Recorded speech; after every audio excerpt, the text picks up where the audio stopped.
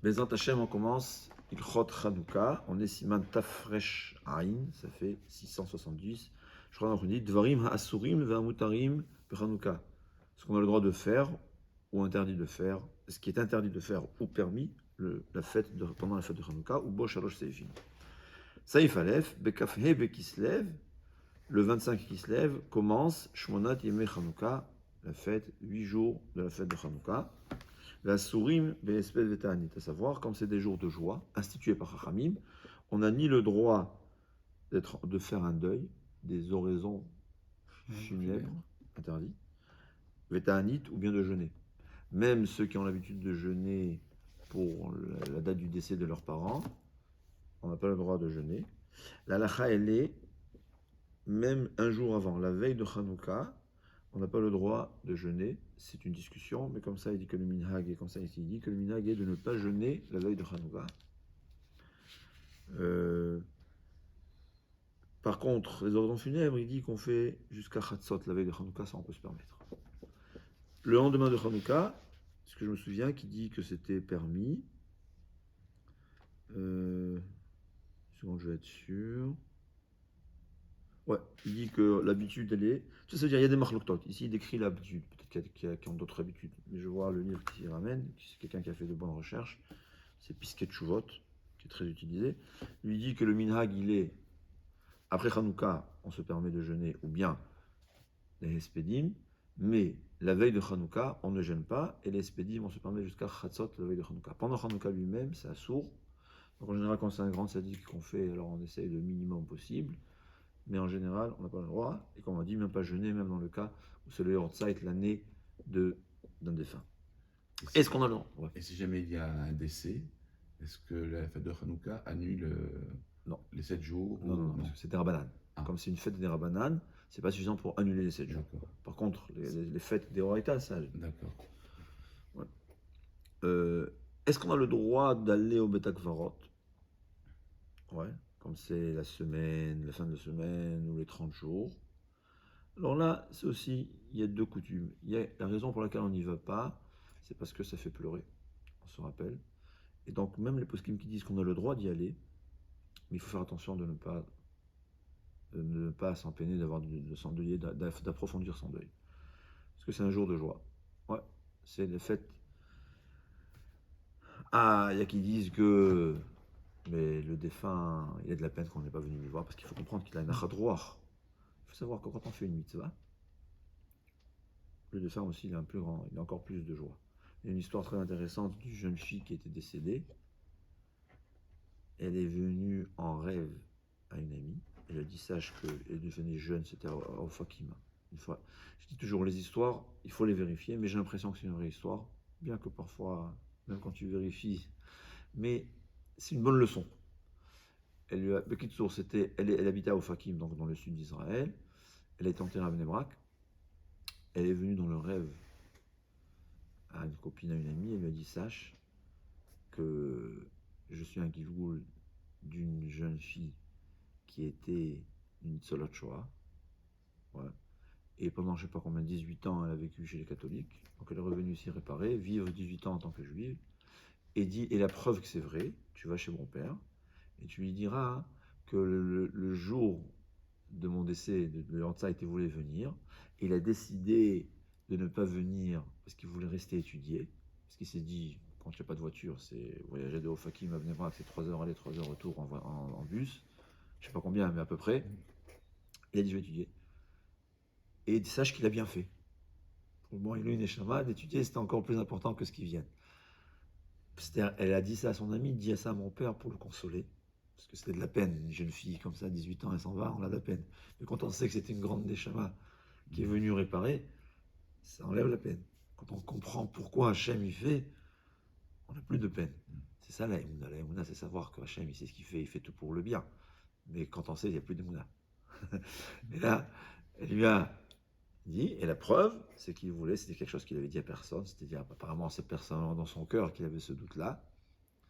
Il dit voilà. Alors j'ai appris d'ici une chose, que c'est vrai que il y a un achatrouach au Niftar quand on vient lui rendre visite, entre guillemets, surtout ça on fait des télim, tout ça, mais savoir que faire une mitzvah, c'est aussi un achat-droit. Donc, quand on ne veut pas, celui qui ne monte pas au kever de ses parents parce que ça lui rappelle la peine, et il ne veut pas, ça lui fait de la peine, il ne veut pas aller. Il faut savoir que la mitzvah de garder la joie Hanouka, c'est aussi un ilou, une neshama. Ça, c'est toujours à savoir. Et qu'est-ce qu'on fait en général? On monte avant. En général, ce que je me souviens, c'est mieux de monter avant. Et sinon, après, c'est toujours un ilou, une neshama. Donc, c'est ce qu'il dit. Asurim be'tmeut ta'anit. Aval mutarim be'asiyat melacha. Mais on a le droit de travailler le jour de Hanouka. Par contre, dit le Shulchan Aruch, Venoagot anashim shelo la'asot melacha be'od shanerot dolot. Les femmes ont l'habitude de ne pas faire des travaux pendant que les bougies sont allumées. Veyesh mi sheomer she'en le'akelahem. Alors il dit, il y a une coutume pareille. Il y a qui disent qu'il ne faut pas être mécal, il ne faut pas se permettre d'annuler cette coutume. Ça veut dire que c'est une coutume importante, c'est une coutume qui est bien, et surtout que apparemment beaucoup de femmes l'ont prise sur elle. Donc il faut y tenir, ne pas travailler une demi-heure. Pendant que les bougies sont allumées. C'est quoi pendant que les bougies sont allumées? Alors, premièrement, il y a deux raisons pour lesquelles il ne travaille pas. Première raison, elle est pour se souvenir qu'on n'a pas le droit d'utiliser les bougies. Il faut vivre dans l'état d'esprit qu'on avait dans le temps, où il n'y avait pas d'électricité, on vivait à la bougie. Tu avais 8 bougies allumées devant toi, ouais, ou 7 ou 6, peu importe. Et lui, à peine s'il avait de l'argent pour s'acheter encore une bougie, on était vraiment tenté à oublier et utiliser les bougies de Hanouka. Alors on a dit aux femmes, une demi-heure, tu n'as plus le droit de travailler. Ça ne va pas être tenté à utiliser les bougies. En plus, ça veut nous rappeler de cette halakha. C'est la raison pour laquelle toute cette halakha s'applique seulement une demi-heure. C'est le moment où Meikar a dit on n'a pas le droit d'utiliser la lueur des bougies. Mais il y a une autre raison, c'est que puisque les femmes, c'est grâce à elles qu'on a eu le nes de Hanouka, comme l'histoire de Yehudit. C'est quoi Yehudit? C'était la fille du Kohen Gadol, c'est-à-dire les gouverneurs, ils avaient là-bas une coutume que chaque fille qui se fiançait devait passer la nuit chez le gouverneur. Et elle s'est plainte, elle a dit quoi? Vous laissez comme ça se laisser faire. Et quand c'est arrivé son tour à elle, elle lui a fait manger du fromage, du lait, quelque chose d'apparemment gras, il s'est endormi, elle lui a coupé la tête et c'est comme ça ils sont tous sauvés. Et cette xéra a été annulée. On verra, c'est la raison pour laquelle on a l'habitude de manger du fromage. Mais, puisque le Nes a eu grâce aux femmes, alors elles ont ce privilège de ne pas travailler pendant que les bougies sont allumées. D'après cette raison, il y a une coutume. Celles qui ne l'ont pas, cette coutume, c'est pas la peine de la prendre, sauf si elle veut, je sais pas. Mais il dit quand même ne pas l'annuler. C'est-à-dire une coutume qui n'a aucun sens, on ne va pas la faire. Mais celles qui ont la coutume de ne pas travailler jusqu'à minuit. Parce que si c'est la mitzvah, si cette habitude, elle est parce que elle se souvenir de ne pas utiliser la bougie, c'est seulement une demi-heure, parce qu'au bout d'une demi-heure, mes caradines ont le droit d'utiliser cette bougie. Mais si la raison, elle est Zecher Lanet pour se souvenir du miracle qui est venu grâce aux femmes, donc ils ont un minhag de ne pas travailler tout le temps. Il y a une mitzvah d'allumer jusqu'à minuit, en principe, presque. Si quelqu'un il a oublié d'allumer les bougies, ou il n'a pas pu allumer les bougies, il y a une obligation d'allumer. Alors, tant qu'il y a cette mitzvah, il y a une coutume pareille de ne pas travailler. Comme je dis, le minhag, il est, comme il dit, c'est bien, c'est... Yesh mi sheomer she'en le'akelahem. Ça veut dire, on ne peut pas dire à une femme, c'est assourd. On ne peut pas lui dire que c'est assourd. Mais c'est extrêmement bien de prendre ce minhag, de ne pas travailler une demi-heure. Au-delà d'une demi-heure, celle qui a ce minhag, elle peut le conserver, parce qu'il y a une raison valable. Celle qui ne l'a pas, on va lui dire de le prendre sur le minhag. Maintenant, qu'est-ce qui s'appelle ne pas travailler? Quel travail il s'agit? Alors là, je dis, il y a une grande marloquette entre les rabbanim de Bnei Brak et les rabbanim de Yerushalayim. À Yerushalayim, plutôt Ashkenaz, mais à mon avis, même les séfarades qui étaient assimilés dans le temps au monde Ashkenaz, c'était de ne rien faire. Ouais, il fallait rester les bras croisés, je pense. Moi, je trouve que c'est un bon minhag. Hein, ma femme, je lui dis, prends ce minhag, il faut se reposer, c'est bien, se reposer une demi-heure, il n'y a rien à faire. Il y a qui disent que ce qu'on peut faire, ce qu'on n'a pas le droit de faire, c'est comme Cholam Moed. Ne pas coudre, ne pas faire des travaux. Laver la vaisselle ou le parterre, si c'est un peu pas fatigant, oui, mais si c'est une grosse tâche, ne pas le faire. Mais je m'excuse. À Yerushalayim, on dit ne rien faire. À Bnei Brak, on dit seulement ne pas faire des grosses tâches ou bien ne pas faire des travaux qui sont comme ce qu'on n'a pas le droit de faire à Chol Hamoed. Par contre, cuisiner, à Bnei Brak, on permet. Quand je dis Bnei Brak, c'est en vérité parce que ça dépend des coutumes. Donc, dans ce cas-là, on peut choisir la coutume qu'on choisit. Moi, j'aime bien, je suis bien dans ça, que ma femme se repose. Je trouve que c'est une bonne coutume. C'est-à-dire, puisqu'il y a une halakha, il y a qui pense comme ça, c'est bien, c'est une mitzvah. Donc ça c'est Saïf, Aleph, je vois, est-ce que j'ai rien... Ouais, il dit, ouais, c'est Dafka les femmes, mais il dit qu'il y a des endroits où même les hommes, ils ont une habitude de ne pas travailler. Alors, moi je trouve que c'est bien aussi. On a une demi-heure d'être devant. Les chassidim font très ils sont très makpidim sur ça, parce que Kabbalah, les Nérot Hanouka, c'est très important. Pendant une demi-heure, au lieu d'aller de travailler, s'asseoir en face des Nérot, les regarder, dire des livrets Torah. C'est très important. Moi, je dis toujours, quand une halakha, il y a deux minhagim, le bon côté, c'est toujours bien. C'est sûr que c'est très important. C'est sûr que c'est bien de choisir cette demi-heure après l'allumage des bougies, d'être avec les enfants, des livrets Torah, des chants. Peut-être aussi, si on peut y adévenir, c'est un moment d'élévation spirituelle. Pourquoi ne pas le faire? Mais en tout cas, est-ce que ne pas travailler, ça, il n'y a pas vraiment pour les hommes cette obligation, à la différence des femmes, mais je dis toujours, c'est bien de le faire. Pourquoi pas?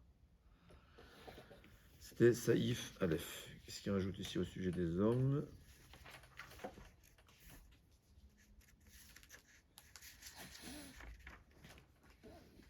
Ouais.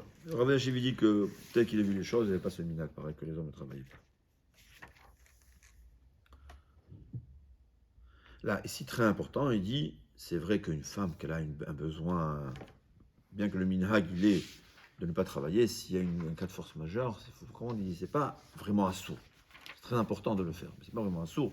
Ouais, on doit voyager, il y a une force, il y a une obligation, c'est sûr qu'on peut transgresser, entre guillemets, ce minhag-là de ne pas travailler. Saïf bet. Alors là, avant de comprendre, on va commencer par le Mishnah Brura, qu'il dit, il y avait... On va d'abord commencer. Il faut savoir que, dit le Khatam Sofer, il y a une obligation de se souvenir des Nissim qu'Akadosh Baruch Hu nous a fait. C'est un trio Minatora. Comment se souvenir? Alors, quand c'est personnel, à chacun de se faire sa façon. Ouais. Un peut faire comment il va se souvenir en faisant un sillon Maseret. Ouais. Chaque fois qu'il a eu l'anniversaire du miracle, il fera un sillon Maseret. Mais dans les fêtes, les Chachamim ont institué. Et là, il y a une différence de la façon dont Chachamim ont institué le Zecher Hanes entre Hanouka et Purim. Purim, comme dit le Mishnah Brura, étant donné que c'était plutôt une xéra, un mauvais décret sur le corps, qui voulait nous tuer, et même si Chaz Shalom, les Juifs avaient abandonné leur religion, Haman les aurait tués, parce que c'est Amalek. C'est peut-être une petite parenthèse à savoir, le Gaon, il dit qu'on voit que c'est les Hashmi, la Rogue ou les Abed. Haman Aracha, il voulait même brûler les corps. Pourquoi? Parce qu'il savait que le corps d'un Juif, il est saint. Il voulait pas. C'est quoi Amalek? Amalek, d'ailleurs, c'est écrit qu'il croit en Dieu, mais il ne veut pas qu'il y ait de sainteté dans ce monde. Donc, le corps d'un Juif, il est kadosh. La preuve, c'est pour ça qu'il est tamé d'ailleurs. Même ça, il ne voulait pas que ça reste aucune trace de sainteté. Il marchait mauvais Zéro, la Deuxième Guerre mondiale, c'était ça. Ouais, c'est peu importe si le Juif, même si le Juif est devenu catholique, parce qu'il sait que même un Juif totalement assimilé, il est saint. Il sait que même le corps d'un Juif, il est saint. C'est pour ça qu'il brûlait les gens. C'est vrai qu'il y a des raisons pratiques, mais dans son âme, son Yetzirah, il lui a rentré dans la tête. C'est pas parce que c'est des raisons pratiques. C'est parce qu'il savait. Il savait que même des Juifs assimilés, c'est saint. Il savait que même un Juif, que le père il est goy ou l'arrière-grand-père il est troisième génération, il savait qu'il y a une sainteté. Il savait que le corps d'un Juif il y a une sainteté. Et c'est pour ça qu'il voulait les brûler. C'est pour ça qu'il les a tués et brûlés. C'était l'antithèse du saint. Moi, j'ai pas lu son livre, je ne peux pas me le dire, mais quelqu'un qui m'a décrit ce qu'il dit, c'était les Juifs ont inventé la morale. C'est à son niveau, c'est ça la sainteté. D'où ça vient la morale? C'est la conscience humaine qui provient de la Neshama, qui est saint, le côté saint de l'homme. Même ça, il ne voulait pas. Donc, anéantir les corps. Il dit, puisque la Xéra était sur les corps, Chachamim ont institué que le Zecher Hanes, se souvenir du Nes, on va le faire en nourrissant notre corps. Il y a une mitzvah de simcha, de manger. Ouais, il y a une mitzvah de manger pourri. Comme Shabbat. Ouais. Comme je dit Shabbat, chaque bouchée d'aliment, plus c'est bon, plus la mitzvah elle est grande. La même chose, il y a à Purim, la mitzvah, on va se souvenir de Nissim d'Akadosh Baruch Hu par la lecture de la Megillah, évidemment, mais entre autres aussi par Yemé Mishte Vesimcha, le jour de Mishte. Mishte, c'est dans le sens littéral, c'est boire, mais ça veut dire un moment de festin et de joie. Par contre, Hanouka, puisque la guerre était surtout sur le côté spirituel, parce que comme il dit le Mishnah Berurah, si on était d'accord de se conduire la aviram chouker et tsonecha, ouais. Si on était d'accord de ne pas accomplir les choukim de la volonté, c'est quoi les choukim? Les mitzvot illogiques, c'est-à-dire les Grecs, il n'y avait aucun problème que nous Juifs, on continue les mitzvot logiques. C'est bien, ils sont philosophes. Mais les mitzvot qui n'ont aucun sens à leurs yeux, ça, ils ne voulaient pas. Donc, les aviram et chouker et tsonecha, puisque la guerre était contre le côté spirituel, le côté religieux du peuple juif, et si Chas Veshalom on aurait suivi leur chemin, abandonné la Torah, ils nous auraient laissé en vie. Donc, la façon première que Chachamim ont institué Zecher Hanes, c'est les Hallel ou les Hodot. C'est par le Hallel, comme on fait, c'est une obligation de lire le Hallel. D'après le Khatam Sofer, ça devient Minatora. C'est-à-dire, Minatora, on doit se souvenir du Nes. Chachamim, ils ont institué que comment on va se souvenir du Nes en lisant le Hallel, qui est les louanges à Kadosh Baruch Hu, donc ça devient Minatora. C'est la façon qu'on doit se souvenir du Nes. Mais Chachamim n'ont pas institué une obligation de faire des repas, de nourrir le corps, parce que, comme on dit, le Nes était sur les Neshamot et pas sur le corps. C'est pour ça que le Shulchan Aruch nous dit, Siman Saif Bet, Ribouy HaSeudot Shemarbim Bahem Hem Seudat HaReshut. C'est-à-dire, il y avait apparemment déjà dans le temps une coutume de faire beaucoup de Seudot à Hanouka, dit le Shulchan Aruch. Les Seudot qu'on a l'habitude, qu'on fait, la multiplication de Seudot qu'on fait pendant la fête de Hanouka, ce n'est pas, c'est Seudot Hareshut. C'est-à-dire, ce n'est pas des Seudot obligatoires de mitzvah, c'est Seudot Hareshut. Chez l'Okevaum, les Mishte Vesimcha, parce que les Chachamim n'ont pas institué la fête de Hanouka, se souvenir par Mishte Vesimcha. Donc, d'après ça, c'est pas bien apparemment. Ouais. Mais on verra que non. Veyesh Omrim, Sheyesh Ktsat Mitzvah Beritzmez. Le Rama, il dit non. Il y a qui disent qu'il y a quand même un peu de mitzvah en multipliant la Seudot. Pourquoi? Alors le Khatam Sofer, il rajoute, parce qu'il y a quand même une mitzvah de remercier Hachem pour les Nissim. Le Ramban, il dit, ça fait peur que s'il n'y avait pas le Nes de Chashmonaïm, Nishtakra Torah Misraël, on n'aurait plus de Torah. C'est incroyable.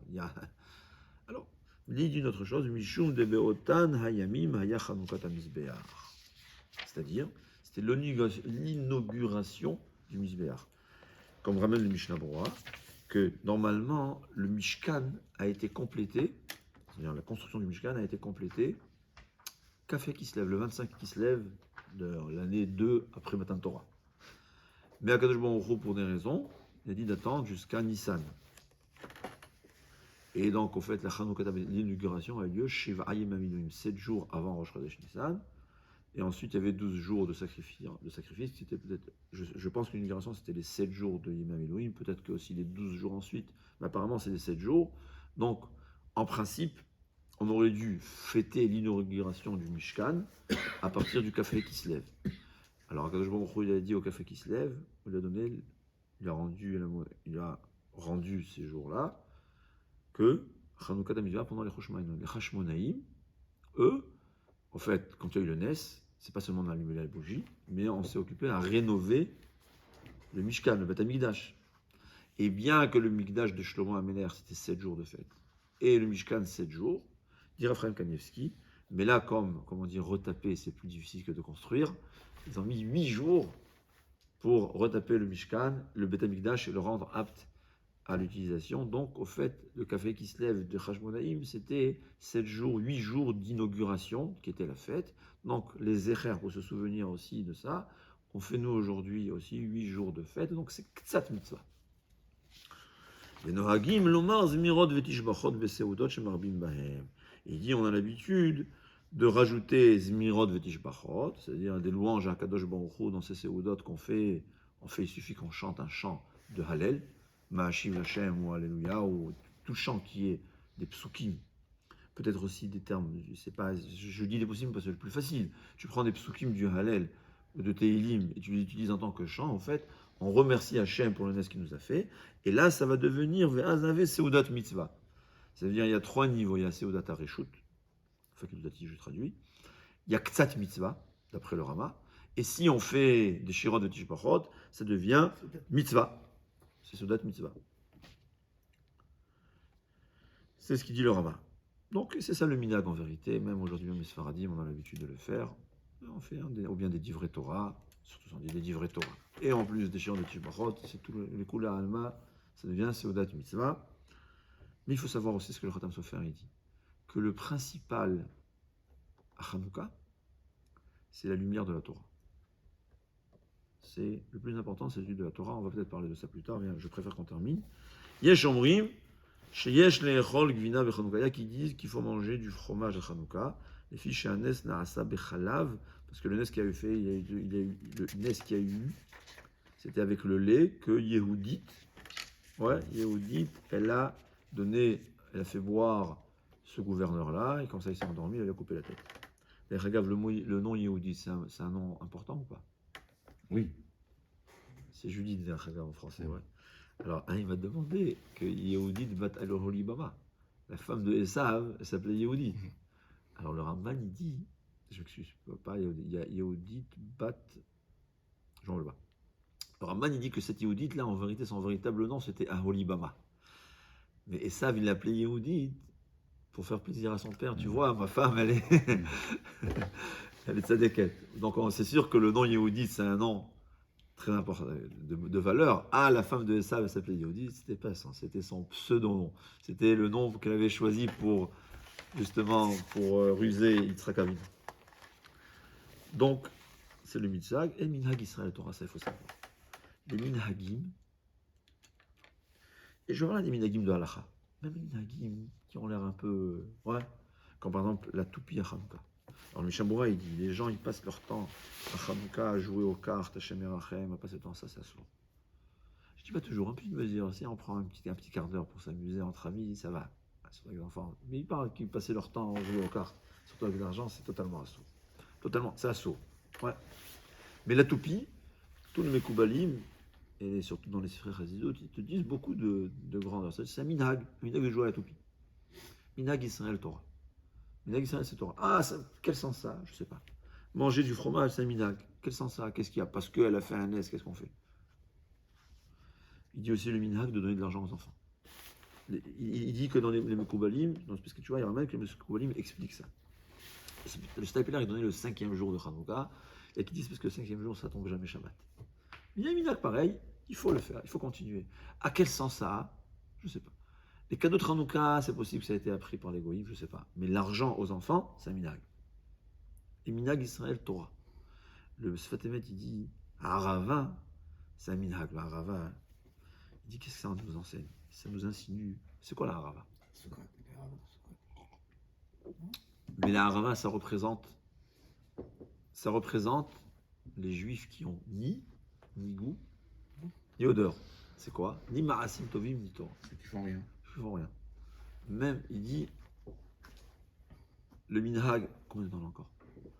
2 minutes. D'accord. Il dit le minhag de la Harava. Ouais. C'est quoi la Harava? C'est les gens, les juifs, même les minhagim de ces juifs-là, qui ont rien, c'est Torah. C'est important. C'est-à-dire le minhag, c'est ce que la neshama juive ressent, sans savoir pourquoi. Et même le Yetzer Hara, il ne sait pas que c'est une mitzvah. C'est pour ça qu'il ne nous embête pas sur les minhagim. Et beaucoup de juifs ils reviennent à la Torah grâce aux minhagim qui n'ont aucun sens. Et Rav Steinman, on lui a demandé, il y a le minhag Israël Torah de nos mères et de nos femmes de nettoyer le Pessah à faire 50 fois plus que ce que la Torah nécessite. On n'est pas obligé. Alors quand une femme elle n'est pas bien, mais quelqu'un lui dit, je ne veux pas, quel sens il y a ce minhag? Jamais il a dit, on a vu où les enfants de ces personnes-là se trouvent. Et beaucoup de gens, ils ont fait, je sais qu'est-ce qu'ils se souviennent de Pessah? Les minhagim. Qu'est-ce qu'ils se souviennent des fêtes? Les minhagim. Ça c'est ancré dans la tête. Parce que c'est quelque chose de saint, qu'on ne comprend pas le sens. Alors, il y a certains Mekoubalim, ils essaient de t'expliquer la toupie c'est d'en haut et le Ra'achan c'est d'en bas.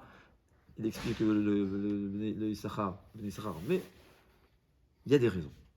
Ne pas changer les minagim. J'ai connu quelqu'un, on va terminer par là, à Pisgat Ze'ev. Il y a quelqu'un, un juif, qui a cette chance, bien qu'il vivait dans un quartier pas du tout religieux. Tous les jeunes là-bas, c'est un Marocain. Tous ces enfants de Torah. Il dit, vous savez pourquoi? J'ai pas bougé d'un millimètre des coutumes marocaines. Je me suis conduit ici en Israël exactement comme mes ancêtres se sont conduits. Alors, il y a beaucoup de choses, c'est écrit nulle part dans le Shulchan Aruch. C'est ce qui conserve la sainteté du peuple juif, c'est ce qui, surtout pour les enfants, parce que c'est ce qui s'ancre dans le cœur des enfants. C'est ces choses qui n'ont aucun sens, mais qui ont des sources dans le Saint, dans le Bekodesh Kodashim, Minhag Israël, Minhag Israël Torah. Kol Tov, Batzlacha Rabba.